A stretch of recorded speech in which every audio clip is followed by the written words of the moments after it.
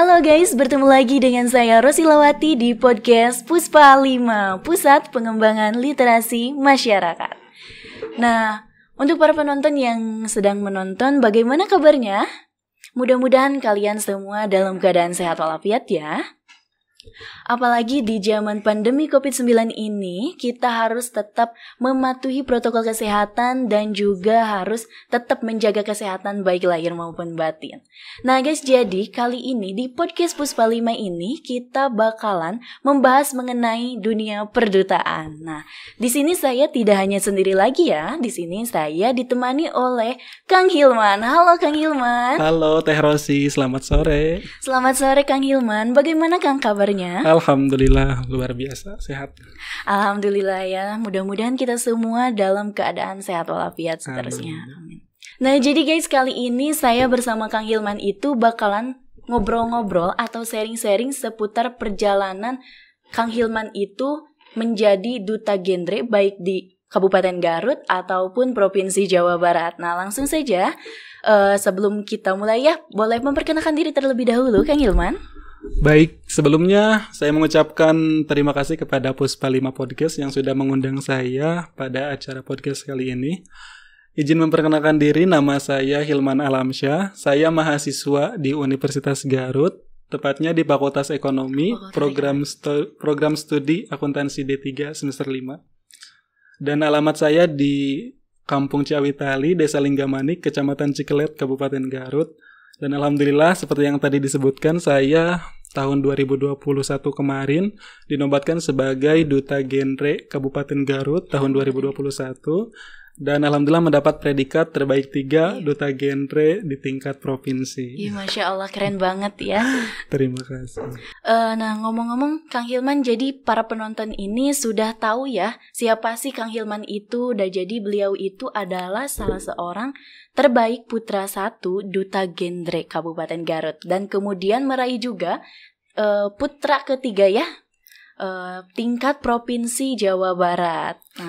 Jadi para penonton ini sudah tahu ya siapa sih Kang Hilman itu dan kenapa sih Kang Hilman itu diundang ke acara podcast Puspa 5 ini. Langsung saja Kang Hilman, kan barangkali ya para penonton yang sedang menonton ini kurang tahu atau bahkan ada yang tidak tahu juga ya mengenai duta genre. Boleh dijelaskan Kang sedikitnya mengenai duta genre tersebut? Oke, siap. Sebelumnya di genre itu ada salam khususnya. Mungkin boleh ya dicoba. Oh iya, boleh dicoba. Kalau saya bilang salam genre, Teteh jawabnya salam. Salam sambil tangannya gini ya? Iya, tangannya gini. Oke, bisa kita mulai ya Teh? Iya, bisa Kang. Salam genre. Salam. Oke, jadi sedikit menjelaskan bahwa kenapa sih tangannya begini? Gini.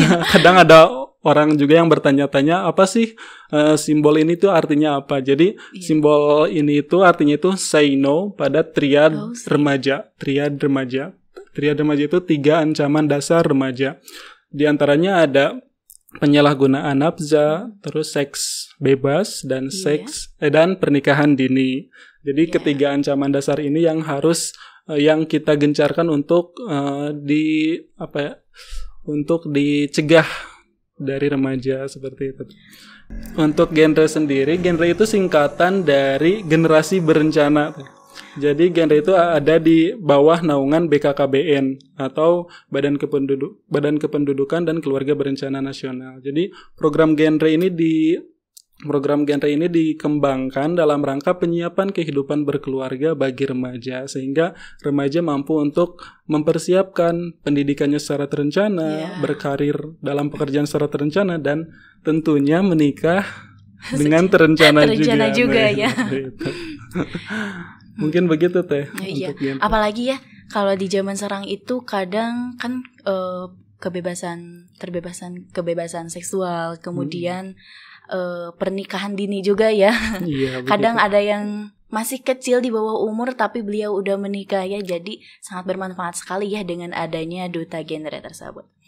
Nah, ngomong-ngomong Kang mengenai duta genre, kan Akang itu udah mencapai 3 besar putra di Provinsi Jawa Barat, kemudian juga 1 ke-1 di Kabupaten Garut ya. Nah, apa sih motivasi Kang Hilman itu untuk mengikuti kegiatan Duta Genre tersendiri? Oke. Sebelumnya Duta Genre sendiri, saya mengetahui Duta Genre sendiri ini udah lumayan cukup lama ya, dimulai dari tahun 2018 atau 2019. Udah lama banget ya kan. Karena saya sudah follow atau ikuti kegiatan-kegiatan genre sendiri, terus ada teman-teman yang juga ikutan Duta Genre tahun sebelumnya, jadi banyak mendengar cerita kegiatannya gimana. Jadi bisa sambil sharing juga ya kan. Juga, dan ternyata gini kegiatannya, dan juga saya pikir cukup seru dan emang pasti bakal banyak manfaatnya khususnya untuk saya. Tapi di tahun 2019, tahun 2020 saya belum punya punya keberanian atau percaya diri untuk ikutan Duta Genre ini.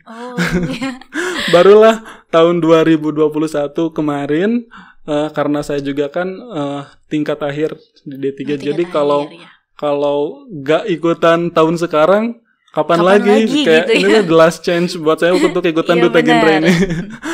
Oleh karena itu ya saya ikutan di Duta Genre tahun 2021 ini. Tahun 2021. Nah, ngomong-ngomong Kang, kalau Duta Genre itu periodenya berapa tahun ya? Kalau Duta Genre sendiri untuk di kabupaten itu 1 tahun. Biasanya pemilihan ada di bulan April mendatang. Setiap bulan April. Berarti tahun sekarang juga bakalan ada lagi ya kan? Insya Allah. Jadi untuk teman-teman semua yang pengen ikutan Duta Genre, boleh langsung lihat di Instagramnya genre.garut. Pasti di sana banyak sekali informasi ya kan? Betul.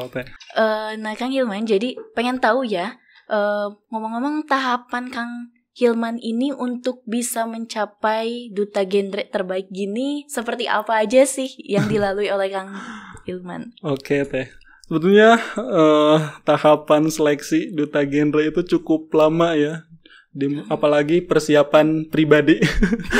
Karena seperti yang tadi disebutkan, kalau saya tuh masih kurang percaya diri, terus masih minder buat ikutan Duta Genre ini. Tapi waktu bulan April 2021 itu kan ada pemilihan Duta Genre. Saya tuh awalnya mau, tapi masih ragu gitu. Jadi masih bimbang kayak gitu. Tapi untungnya di genre sendiri banyak pembekalan, terus sharing session di Instagram. Terus saya terus ikutin kegiatan-kegiatan, jadi makin termotivasi. Terus ada juga teman-teman juga kenalan yang pernah di genre, terus ngedukung buat ikutan. Ya pada akhirnya memberanikan diri lah untuk daftar Duta Genre tahun 2021. Dan itu pun kayak masih sembunyi-sembunyi. Jadi belum secara terang-terangan gitu ya Kang. Kayak daftar pun masih mau, tapi nanti daftarnya di akhir-akhir aja. Di akhir. Karena takut orang-orang tahu, terus kayak takut orang-orang kayak naruh ekspektasi. Iya benar-benar. Jadi aku mikirnya ya nanti aja lah. Udah mau penutupan pendaftaran, kayak 3 hari baru ngisi formulir, terus ngisi persyaratan kayak gitu. Sebenarnya aku udah nyiapin, tapi daftarnya di akhir kayak gitu. Jadi ada istilah gini, merendah dulu untuk meroket ya, benar. Kurang lebih seperti itulah. Dan kalau tidak salah penutupan pendaftaran itu di bulan April, dan pengumpulan persyaratan seperti KTP, terus formulir, terus kita juga disuruh bikin video profile, terus bikin program inovasi, dan alhamdulillah saya juga dibantu dengan teman-teman, alhamdulillah bisa membuat program terus dengan video dengan baik. Terus itu sih untuk seleksi pertama, seleksi pemberkasan dulu. Terus yang kedua, setelah lulus pemberkasan itu ada tes tulis sama tes wawancara. Kalau tes tulis dan tes wawancaranya itu dilakukan secara offline apa online, Kang? Iya, untuk tes tulis sama tes wawancara sendiri waktu itu masih online, masih online. Iya. Jadi ada tes tulis, tes wawancara secara online.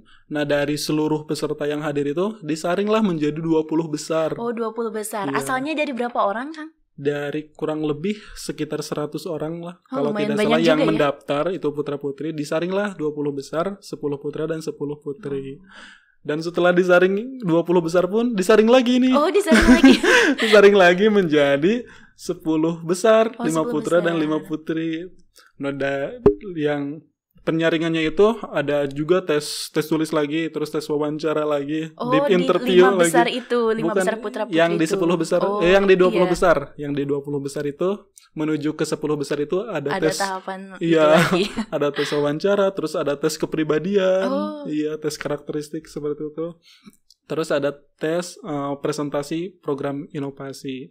Nah, barulah diumumkan untuk masuk 10 besar, 5 besar putra, 5 Iya. besar putri, dan alhamdulillah saya masuk. Alhamdulillah. Dan masuk 5 besar putra pun bukan bukan stuck di sana, jadi ada lagi proses Ada seleksi proses yang lebih seleksinya panjang lagi. lagi. Justru seleksi yang bener-benernya itu tuh di sini Di tuh. sana, Iya, yang penentuan juara 1 juara 3 itu di yang 5 besarnya itu. Kita ada pembekalan lagi dari pihak genrenya, dari duta-duta genre sebelumnya. Terus ada lagi kayak technical meeting, terus tantangan-tantangan bikin video lagi. Terus ada kayak challenge live Instagram, terus kayak photoshoot, ada Oh, ada photoshoot. photoshoot juga. Iya. Terus kayak ada pelatihan-pelatihan grooming class atau beauty class ya seperti itu. Terus di grand finalnya sekitar bulan Mei di Gedung Joglo itu ada deep interview lagi oleh pihak-pihak dinas. Terus dan di sanalah penobatan, dan alhamdulillah saya dinobatkan sebagai terbaik satu duta genre Kabupaten Garut. Alhamdulillah ya kan. Dan duta genre terbaik satu Kabupaten Garut ini berkesempatan mewakili Kabupaten Garut di pemilihan duta genre Provinsi Jawa Barat. Oh, Iya. jadi setelah menjadi terbaik satu putra di Kabupaten Garut itu menjadi perwakilan lagi di Provinsi Jawa Barat gitu Iya, kan? betul teh, seperti itu. Nah, ngomong-ngomong kalau di tingkat Provinsi Jawa Barat itu seleksinya seperti apa sih? Apakah sama kayak di Kabupaten Garut? Apa ada lebihnya gitu kan? Oke. Sebetulnya di Provinsi Jawa Barat untuk tahapan seleksinya ya hampir sama, mungkin hampir sama seperti di kabupaten. Tapi mungkin yang cukup menantang itu ya itu tadi, yang di provinsi itu perwakilan dari kabupaten kotanya, yang mana itu merupakan orang-orang terbaik dari kabupaten dan kotanya. Iya. Untuk tahapannya ya sama aja teh, mungkin sebelumnya ada pembekalan dulu, terus ada sharing session seperti itu. Mungkin untuk tahapannya sama, ada tahapan tes tulis, terus ada juga tes wawancara. Itu pelaksanaannya baru dilaksanakan pada bulan Desember 2021. Oh, bulan Desember kemarin ya. Masih baru-baru ya kan. Jadi ada tes tulis, tes wawancara. Kita yang ikutan itu sekitar 24 kabupaten dan kota di Jawa Barat. Itu diseleksi menjadi 10 besar, 5 besar putra 5 besar putri gitu. Terus yang 5 besar ini didatangkan ke Bandung, tepatnya di Gedung Sate untuk melaksanakan grand final secara offline. Secara offline langsung. Kerennya pasti seru banget ya. Seru dan tegangnya lebih berasa. Oh, jadi seru sekali ya kalau diselenggarakan secara offline. Jadi Kang Hilman itu bisa menambah relasi juga sama bisa ketemu langsung gitu ya. Betul, kan? Ketemu sama orang-orang hebat dari kabupaten kota lain di Jawa Barat, dan itu merupakan suatu kehormatan lah untuk saya sendiri. Iya, benar sekali, pasti merasa bangga sekali ya. Dan alhamdulillah saya dinobatkan sebagai terbaik 3 duta genre Provinsi Jawa Barat. Oh, alhamdulillah, keren sekali ya Kang. Ngomong-ngomong mengenai perjalanan menjadi seorang duta genre seperti Kang Hilman yang sangat hebat ini ya, justru saya sangat termotivasi sekali ya. Pasti kan setiap melakukan kebaikan pasti selalu ada hambatannya ya. Hambatan apa aja sih atau kesulitan yang dirasakan oleh Kang Hilman selama menjalankan atau menjadi seorang duta genre? Oke. Betul sih, pasti setiap perjalanan pasti ada tantangan dan hambatan ya. Termasuk perjalanan saya juga menjadi duta genre di Provinsi Jawa Barat. Mungkin yang pertama hambatan untuk menjadi duta genre sendiri ya, karena duta genre itu kan seperti yang kita ketahui penyiapan kehidupan berkeluarga bagi remaja. Jadi di sana itu kita banyak belajar nih tentang kehidupan berkeluarga, terus kesehatan reproduksi, terus kayak gizi, penanggulangan atau pencegahan stunting. Jadi kan itu saya dari Fakultas Ekonomi ya. Terus itu merupakan hal-hal yang sangat asing karena belum pernah dibahas sebelumnya. Jadi kayak double struggle, kayak perjuangan yang bener-bener. Apa ya, berjuangnya itu benar-benar gitu. Harus cari materi baru, terus kayak cari-cari materi, belajar yang lebih keras ya kayak gitu sih teh. Terus juga saya kan tinggal di pesantren ya teh, selain mahasiswa terus aktif organisasi terus tinggal di pesantren. Jadi harus itu tuh kayak tantangan kita bagaimana cara kita untuk ngatur waktu. Karena kalau bahasa Inggrisnya itu pabaliut lah tuh. Kaditu kadia. Emang kayak di tugas kuliah, untungnya kuliahnya masih online. Iya, untungnya. Jadi bisa kuliah fleksibel sambil di mana. Untungnya itu masih online ya teh. Jadi seperti itu kayak kita harus ditantang buat manage waktu. Gimana sih biar kegiatan-kegiatan itu gak ada yang ketinggalan atau minimal kesamper lah. Iya benar. Jadi itu harus benar-benar harus bisa benar-benar memanage waktunya. Iya betul. Nah Kang Hilman ngomong-ngomong mengenai keluarga ya, kalau keluarga Kang Hilman tersendiri itu ngedukung nggak dalam mengikuti kegiatan ini gitu? Oke, keluarga saya kebetulan sangat support terhadap kegiatan yang saya lakukan, asalkan itu positif tentunya. Kebetulan kan keluarga saya masih di Cikelet dan saya di Tarogong. Jadi ya setiap ada kegiatan apapun saya selalu minta doa restu, selalu minta doa kepada keluarga saya supaya diberikan kemudahan, kelancaran dan alhamdulillah keluarga saya sangat mendukung setiap kegiatan yang saya lakukan. Iya. Jadi guys gitu ya, tantangan dan rintangan yang dihadapi oleh Kang Hilman itu dari tadi ya harus bisa memanage waktu dengan baik, kemudian harus bisa menyesuaikan lah gitu ya, harus bisa mengondisikan segala juga. Betul. Nah, kemudian tadi tuh ada kan perbedaan dari fakultas. Maksudnya dari pembelajaran Kang Hilman yang dari ekonomi kemudian setelah mengikuti duta genre ini harus belajar mengenai kesehatan gitu ya. Sangat jauh sekali. Tapi itu beneran kayak apa ya? Kayak alhamdulillah lah dipertemukan dengan genre. Karena apa? Karena materi-materi itu, ilmu-ilmu yang saya pelajari dan yang saya dapatin itu benar-benar berguna. Khususnya untuk saya, pengetahuan mengenai penyiapan kehidupan berkeluarga, terus kayak kesehatan reproduksi, kesehatan mental, kayak pengenalan gizi itu beneran sesuatu yang harus kita ketahui. Tapi di kampus itu masih jarang dibahas. Iya gitu, pasti. Oleh karena itu mungkin saya juga sebagai duta genre di kampus di Uniga saya ingin lebih mengedukasi remaja-remaja atau mahasiswa-mahasiswa mengenai materi-materi tersebut tentunya. Jadi kalau enaknya jadi duta genre itu kan selain belajar teori juga langsung mengimplementasikan sekali ya. Iya karena kan sebagai duta nih, jadi sebagai duta tuh kita langsung bersosialisasi dengan baik itu dengan teman sebaya, dengan yang seangkatan ataupun kita juga banyak bertemu dengan bapak-bapak, dengan ibu-ibu. Bapak-bapak dan itu juga kayak seru tapi tantangan juga kayak kan pastinya beda kan antara edukasi dan sosialisasi sama teman sebaya atau di bawah kita, usianya di bawah kita sama yang ibu-ibu sama bapak-bapak, bagaimana cara kita agar kita bisa diterima oleh mereka seperti itu itu juga merupakan tantangan yang besar buat saya. Tapi ada pepatah bilang ya, kemampuan akan kalah dengan kemauan yang seperti itu, yang seperti dirasakan oleh Kang Hilman ini. Jadi Kang Hilman ini sangat mau spirit banget gitu ya untuk mengikuti duta genre. Jadi meskipun Kang Hilman itu tadi beda dalam pembelajarannya dari ekonomi ke kesehatan, tapi Kang Hilman itu memiliki kemauan yang sangat tinggi dan yang sangat luar biasa, dan akhirnya Kang Hilman bisa mencapai menjadi duta genre terbaik di Kabupaten Garut. Kang ngomong-ngomong itu ada piala ya? Piala apa aja itu Kang? Jadi ini ada piala sebenarnya ada piala dan selempang yang saya pakai. Ini piala di tingkat kabupaten teh.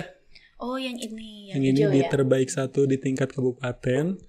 Terus ini yang di provinsi Jawa Yang di Barat. Provinsi Jawa terbaik Barat. 3. Keren, ih, mantep. Alhamdulillah. Aduh, pokoknya mantep banget ya, Kang. Semoga Jadi, memotivasi teman-teman semua dan Teteh juga barangkali mengikuti Duta Genre 2022 sekarang nih iya, Teh. 2022 ya. Insyaallah. Saya juga sangat termotivasi banget ya atas prestasi yang diraih oleh Kang Hilman itu. Doain juga ya saya mudah-mudahan jadi Pasti, Duta Teh. Genre tahun sekarang. Nanti sharing-sharing ya Teh. Ya. Nah, Kang, mengenai tadi kan sempat dibahas ya mengenai program inovasi. Nah, program inovasi apa aja sih yang Kang Hilman lakukan saat mendapatkan juara 1 di Kabupaten Garut? Oke, betul. Jadi salah satu persyaratan unik dan susah sebenarnya. Bukan susah sih. Persyaratan unik dan identik dengan Duta Genre itu kita harus membuat program inovasi yang akan kita bawa pada pemilihan Duta Genre, dan program inovasi ini yang harus berkaitan dengan remaja. Oh, harus berkaitan dengan remaja juga. Yang harus berkaitan dengan remaja dan memecahkan masalah yang ada di lingkungan seperti itu Teh. Oh, gitu. Jadi selain hanya membuat program juga, Kang Hilman itu harus bisa menyelesaikan permasalahan yang ada di lingkungan sekitar gitu, Kang. Dan program inovasi yang saya buat itu namanya itu The Brightest Youth Movement. Oh, apa tuh, Kang?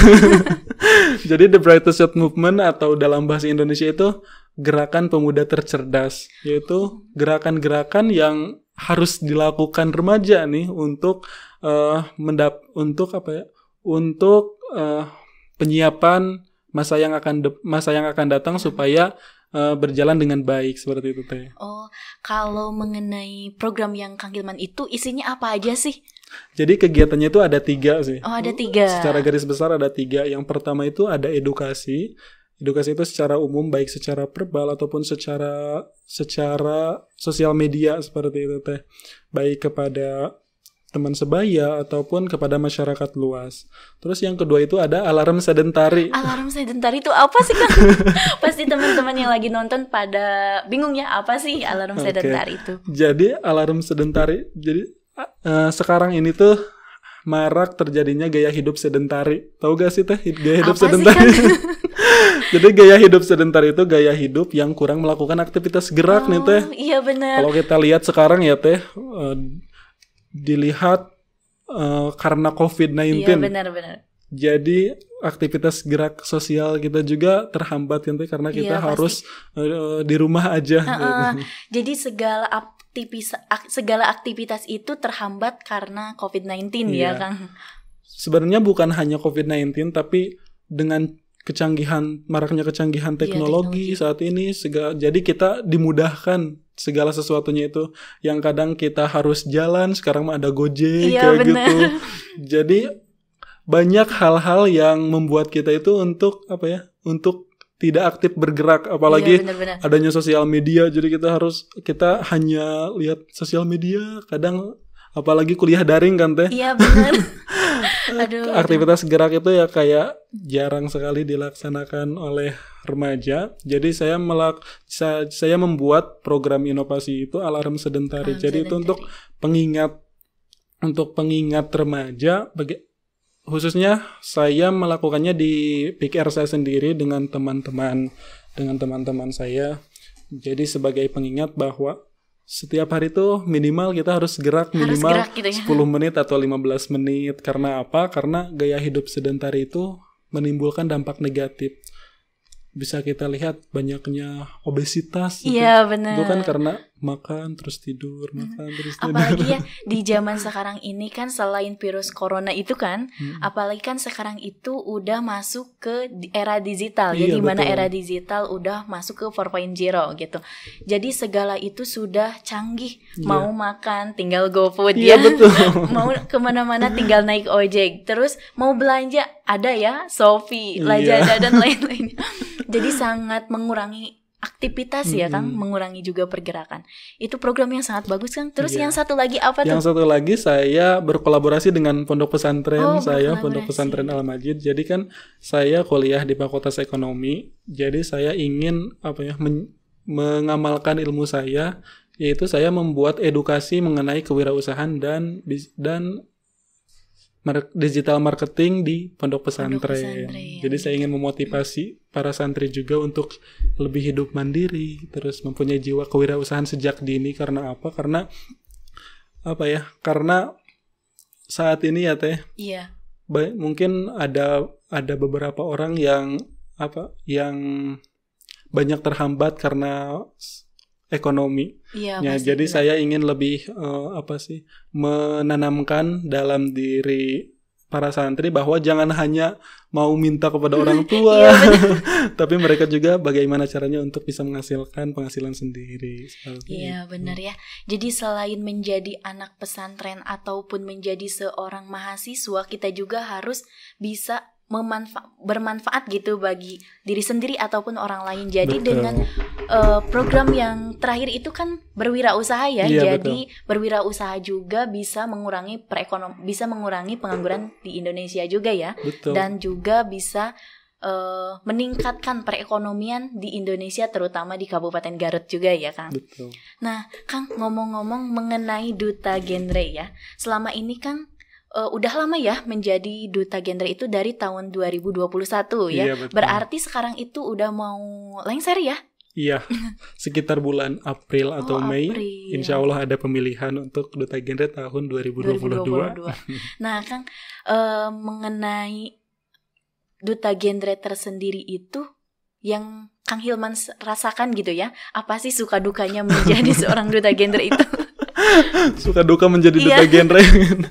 Ya sih, betul, pasti ada suka dan dukanya. Pasti Dimana menjadi ada duta suka, genre. di situ ada duka. Ya, sukanya ya banyak sih sebenarnya. Apa aja Banyak tuh? sih. Cuman ya mungkin secara garis besarnya ya menjadi duta genre berarti lebih dikenal banyak orang mungkin. lebih dikenal. Sekarang di kampus kadang duta genre ini kadang jadi pusat perhatian seperti bener. itu. Terus kayak punya banyak kesempatan, kayak diberi kesempatan lah seperti bersosialisasi sama teman-teman atau teman-teman yang belum dikenal sebelumnya. Terus ada banyak kesempatan ikutan kegiatan-kegiatan seperti itu. Seperti itu sih Teh.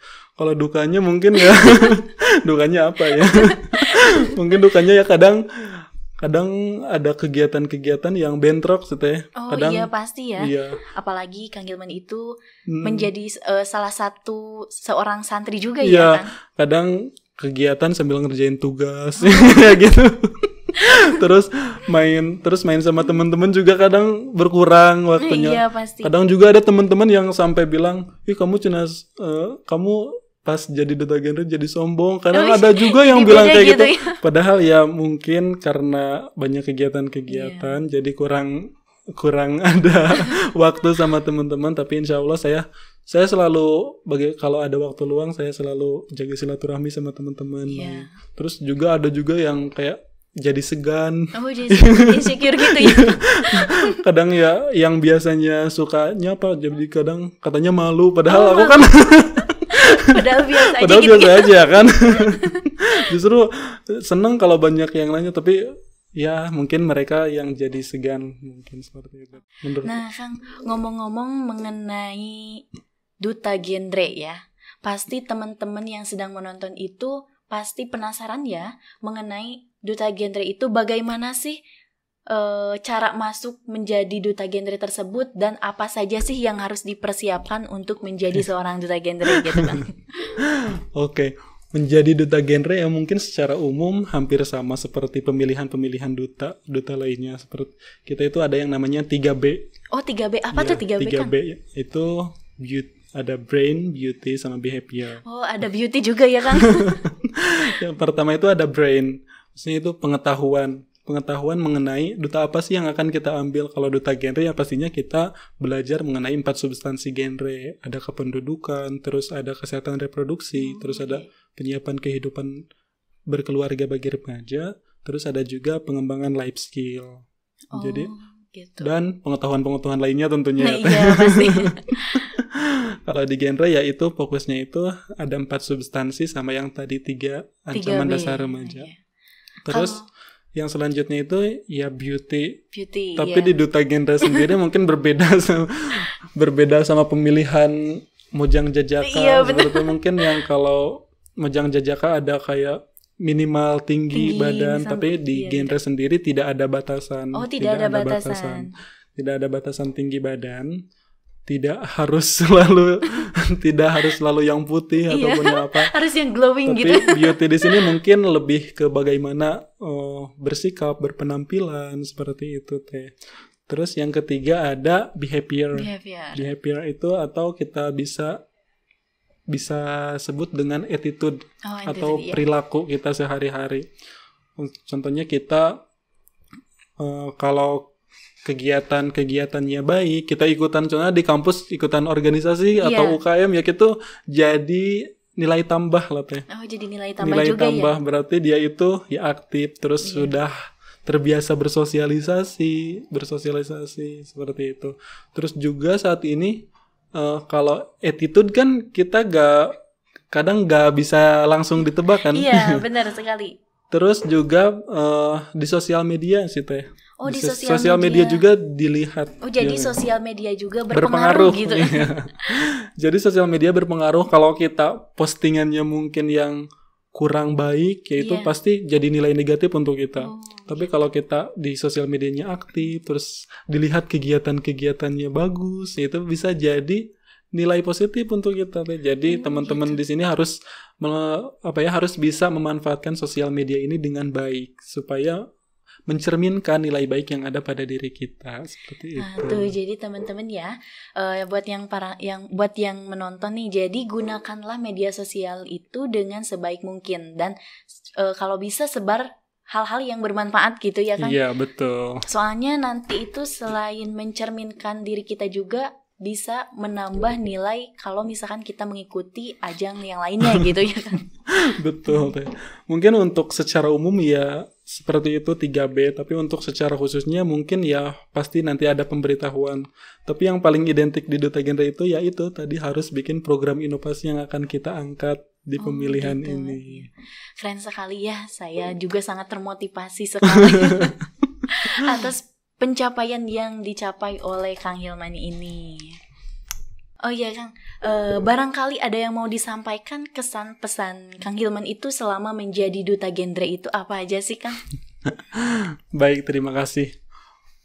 Untuk kesan dan pesan saya sendiri, ya mungkin kesannya alhamdulillah bersyukur bisa kenal dengan genre sendiri, karena di genre saya banyak belajar ilmu, terus bertemu dengan orang-orang baru, dengan orang-orang hebat, terus juga kegiatan-kegiatan yang positif, dan saya sangat bersyukur sekali bisa kenal dengan genre sendiri.